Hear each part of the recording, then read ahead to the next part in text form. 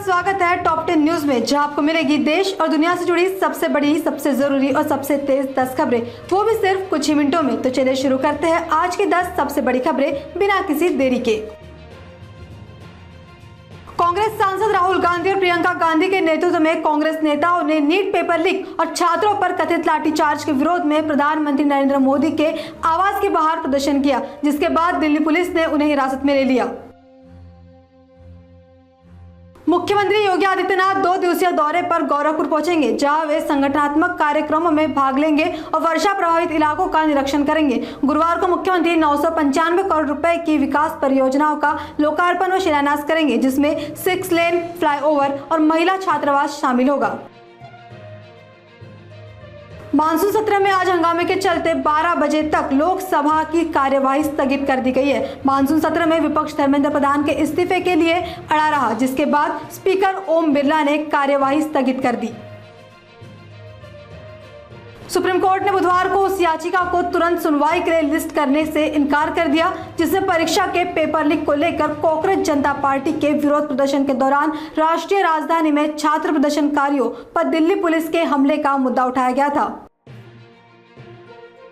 गोरखपुर की राप्ती और सरयू नदियों में 100 से अधिक डॉल्फिन मौजूद है, जिनमें से एक गर्भवती डॉल्फिन को राजघाट पर छोड़ा गया है। वन विभाग इनकी गतिविधियों पर नजर रखेगा और स्थानीय लोगों को इनके संरक्षण के प्रति जागरूक करेगा, जिसके बाद राजघाट का आकर्षण बढ़ेगा। वाराणसी के बड़ेगांव थाना क्षेत्र में एक चिकित्सक अखिलेश विश्वकर्मा को असलहे के बल पर लूट लिया गया, जिसमें उनसे 40,000 रुपए, मोबाइल और दवा का बैग छीन लिया गया। पुलिस को मीडिया के माध्यम से घटना की जानकारी मिली है और जांच शुरू कर दी गई है। हालांकि पीड़ित ने अभी तक कोई लिखित शिकायत दर्ज नहीं की है। अरवल में सिविल सर्जन पर हुए हमले के विरोध में गोपालगंज के डॉक्टरों ने 1 दिवसीय हड़ताल की, जिससे ओपीडी सेवाएं ठप रही और मरीजों को परेशानी हुई।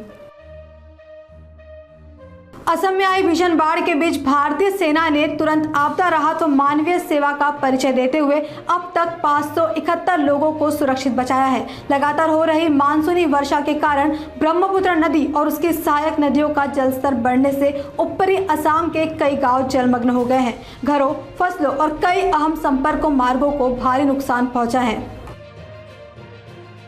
रामगढ़ व्यवहार न्यायालय को स्पीड पोस्ट के जरिए बम से उड़ाने की धमकी मिली है, जिसके बाद पुलिस सतर्क हो गई है और सुरक्षा बढ़ा दी गई है। ये धमकी बंगाली भाषा में एक पत्र के माध्यम से दी गई है, जिसमें 22 जुलाई को बम धमाके की बात कही गई है।